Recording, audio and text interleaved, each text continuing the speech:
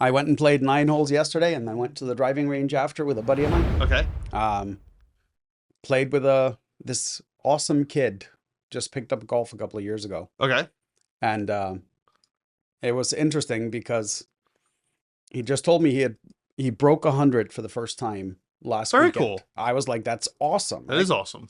And it was just nice hanging out with him. So like being who I am, I'm like, if you want any help during the round or have questions and stuff, Yeah. like I'm here. Like I don't impose What? things on Do you like golfers. helping people, Gummy? Is that what it It's is? not. So here's the thing with golf, right? Is you don't know what you don't know. Yeah. Right. So, and I'm probably making a video on this later. Is there's a thing called course management, right? And I think it's a deceptive term because it's not really course management. It's hole management or a shot choice management. Okay. Right. But it's kind of like with business and with everything else is you have to understand how to do it in order to do it effectively. Right. Yeah. Most people that start out think they have to play a certain way, right? Like, because that's what you see on TV. That's what you see the pros do. Well, you're probably not a pro, right? Like if you can't break 100 yet and you're in your 30s, chances of you going pro at this time Yeah. are slim to none. You're doing it for enjoyment, right? And my big thing is I just don't want people to get discouraged from the game because they shoot super high scores and then better golfers start getting annoyed with them, like, which drives me nuts, by the way.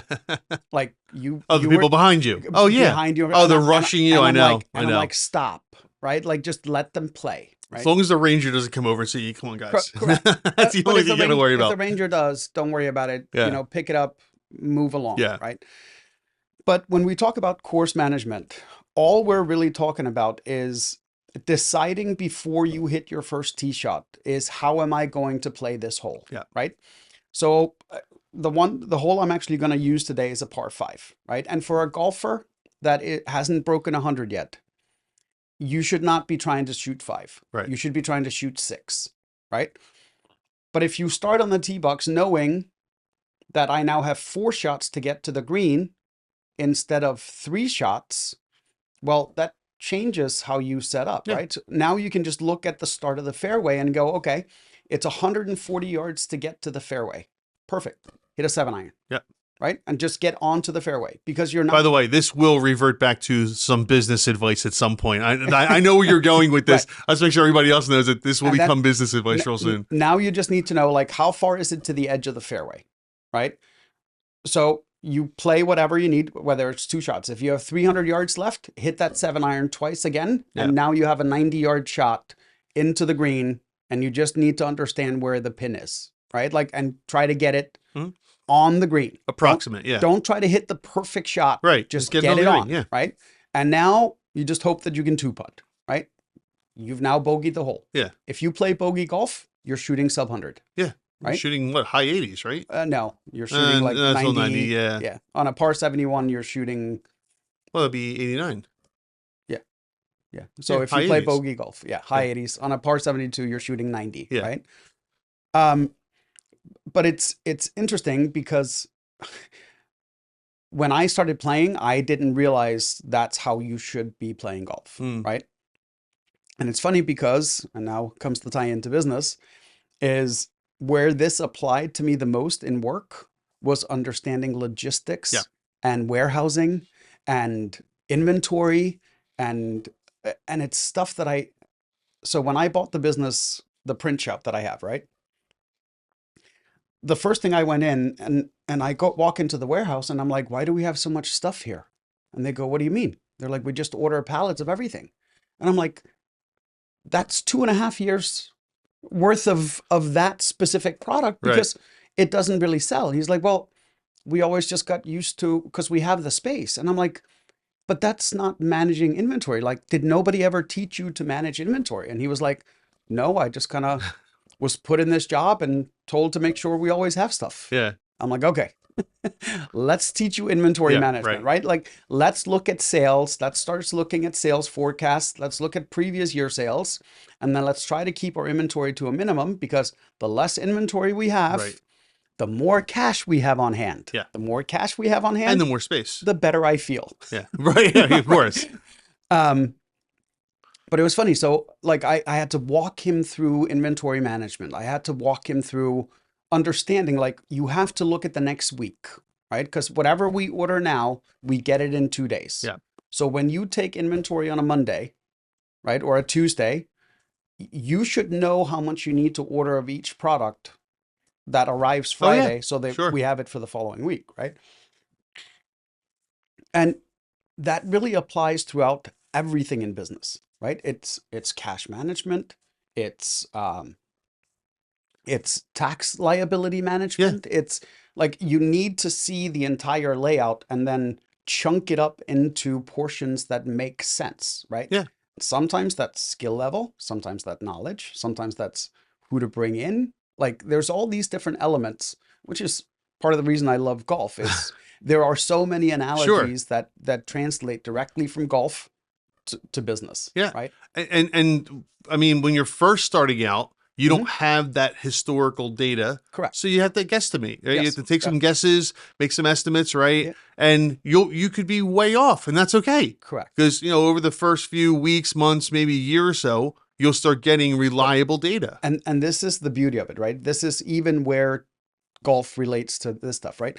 So back when I first started playing golf, we had no range finders, Mm. right? Like, if we were playing a course for the first time, all we had to work with is what we could see, right? And we might have had some yardage markers in the Yep. grass, and that's all we had to work with, right? Like, okay, I have 160 yards to the hole, but I don't know if there's water behind it. Right. I don't know if there's a bunker to the left or right. Yeah, my scorecard gives me an idea, but is it proportionate? Like, Right. is that bunker really that size, or is it bigger, right? Right. Because they're not always accurate. So it was really hard to play. Now I can literally pull up my phone, pull up Oh, it's so like a much easier. picture, Yeah. like a Yeah. satellite picture of the hole, zoom in and out, get the distances to everything, right? Yeah. And someone starting in business today has A lot of advantages. all A of lot those of advantages too, right? Yep. Like, so even if you're new, you have AI tools you can use to help you with this, right? You have the internet, you have historical data, you have average data, like all of this stuff is out You also there. have people that will help you Correct, in a right? Like, heartbeat. but that's why, like, I love playing a course with someone that's played there before, Yeah. right? Because you can ask them, hey, what's the safe shot here, right? And they can tell you. And it like, it relates to business and life, like, in so many different ways. Like, I I'm every no, okay. the every shot, right? All you're trying to solve is the next problem, Right. right? Like, okay, now, So this is the fallacy, not fallacy, but this is the issue that a lot of newer business Mhm. people run into when someone's first starting a business for the first time. You know, Yep. we always talk about, people start businesses and fail Oh, and yeah. learn a ton, and the next business is 20 times better, Yep. and they might fail again, but that by the third time, right? Oh, So they're golden, right, they're golden. They right? know exactly what they're doing. So I came across this new business the other day, new potential customer or client. Um, I'm not gonna say what they do, who they are, but they sell a product, Mhm. and they came up with a really really cool product that they sell in a lot of different varieties, and it seems to be really really popular. And they were selling out of their house, garage, et Mhm. cetera, et cetera. And they thought they had it all figured out. Oh, this is going to be great, blah blah blah. And this is before they contacted me. What they didn't realize was once they get to a certain number of products, that they're not going to be able to handle the shipping. So they had to contact a 3PL, Right. right? A third party logistics company to handle the shipping of the products. Mhm. Well, what you do is you take the product, you send it to the 3PL's warehouse, the orders come in, they get shipped out. And they thought it was the easiest thing to do, to just do that. Oh man, there are so Many many problems. facets of that, Yes. because they're thinking, oh, well, and this is for anybody that starts a business that has product that they Mhm. want to ship.